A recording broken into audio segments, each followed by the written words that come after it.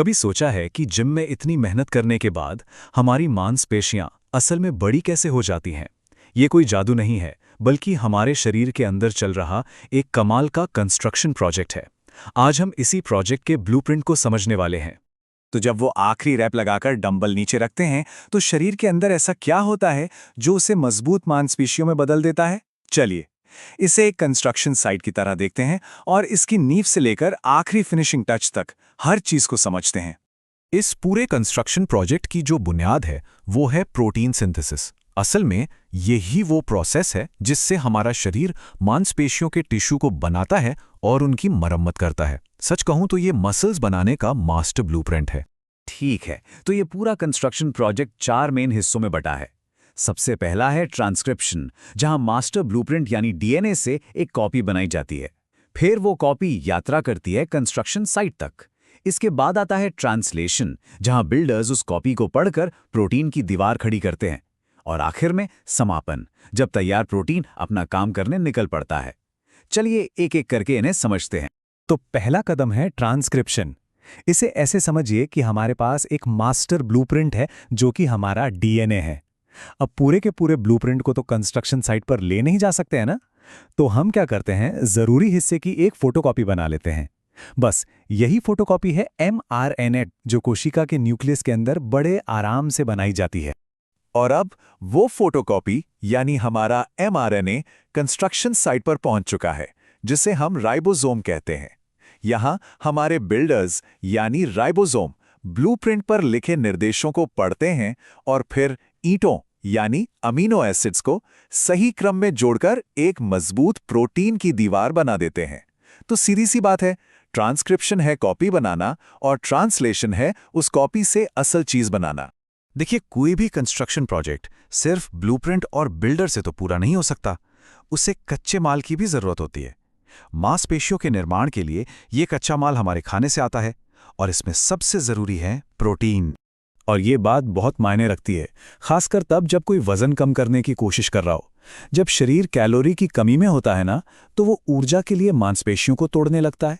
लेकिन रिसर्च क्या दिखाती है कि नॉर्मल प्रोटीन के मुकाबले ज्यादा प्रोटीन लेना हमारी मेहनत से बनाए गए मांसपेशियों को बचाने में कहीं ज्यादा असरदार है। मतलब कच्चा माल वाकई बहुत जरूरी है।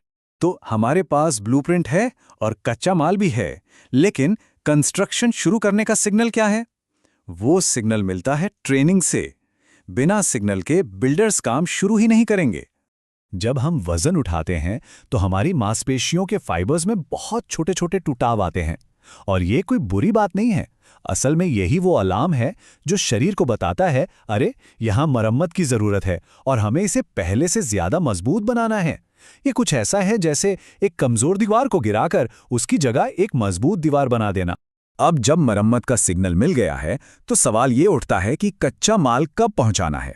सबने शायद एनाबॉलिक विंडो के बारे में सुना होगा, ये आइडिया कि वर्कआउट के फौरन बाद प्रोटीन लेना जरूरी है। लेकिन विज्ञान थोड़ा और गहरा है। जैसा कि एक कोट बताता है, मामला उतना सीधा नहीं है जितना लगता है। तो क्या वो 30 मिनट की जादुई खिड़की असली है? ज्यादातर लोगों के लिए नहीं। अगर वर्कआउट से 1-2 घंटे पहले कुछ खाया है तो सिस्टम में पहले से ही अमीनो एसिड्स मौजूद हैं। जरूरी बात यह है कि वर्कआउट से पहले और बाद के खाने में 3 से 4 घंटे से ज्यादा का गैप ना हो। तो उस 30 मिनट की खिड़की के बारे में टेंशन लेने के बजाय बड़ी तस्वीर पर ध्यान देना जरूरी है कि दिन भर में पर्याप्त प्रोटीन मिल रहा है या नहीं। असली जादू तो वहीं छिपा है। हर कंस्ट्रक्शन प्रोजेक्ट की तरह कुछ चीजें काम को तेज करती हैं और कुछ उसे धीमा कर देती हैं। मांसपेशियों के निर्माण में भी बिल्कुल ऐसा ही होता है। आइए कुछ बूस्टर्स और ब्लॉकर्स पर नजर डालें। ये हैं स्पीड बढ़ाने वाले। ट्रेनिंग और प्रोटीन की बात तो हम कर ही चुके हैं। पर्याप्त कैलोरीज से काम करने की ऊर्जा मिलती है। क्रिएटिन एक आजमाया हुआ सप्लीमेंट है। और हाँ, नींद। जिम में नींव रखी जाती है लेकिन इमारत तो सोते समय ही बनती है। और क्रिएटिन के बारे में कमाल की बात यह है, ये सिर्फ एक एनर्जी बूस्टर नहीं है। रिसर्च बताती है कि ये सीधे उन स्विच को ऑन करता है जो निर्माण प्रक्रिया को कंट्रोल करते हैं। साथ ही ये मांसपेशियों की मरम्मत करने वाली खास कोशिकाओं, जिन्हें सैटेलाइट सेल्स कहते हैं, उनकी एक्टिविटी को भी बढ़ाता है। मतलब ये एक मल्टी टैलेंटेड बूस्टर है। और ये है ब्रेक। अगर नींद पूरी नहीं हो रही या बहुत ज्यादा तनाव है तो शरीर की निर्माण करने की क्षमता कम हो रही है। प्रोटीन की कमी का मतलब है कि बिल्डरों के पास ईंटें ही नहीं हैं। और बिना आराम के बहुत ज्यादा ट्रेनिंग, उससे मरम्मत की क्षमता से ज्यादा नुकसान हो सकता है। ठीक है, तो हमने काफ़ी कुछ समझ लिया है। अब इन सभी हिस्सों को जोड़कर एक सीधा और सरल मास्टर प्लान बनाते हैं। तो सब कुछ इन 3 स्तंभों या पिलर्स पर टिका है। पहला, एक सिग्नल चाहिए, वो है हमारी ट्रेनिंग। दूसरा, कच्चा माल चाहिए, वो है हमारा पोषण। और तीसरा, सही माहौल चाहिए, वो है हमारी रिकवरी, जिसमें नींद और तनाव का मैनेजमेंट शामिल है।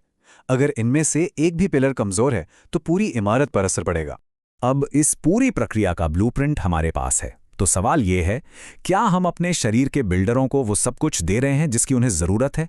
क्या सिग्नल साफ है, क्या कच्चा माल तैयार है, और क्या माहौल विकास के लिए एकदम सही है? क्योंकि दिन के आखिर में इस शानदार कंस्ट्रक्शन प्रोजेक्ट के आर्किटेक्ट हम खुद ही हैं।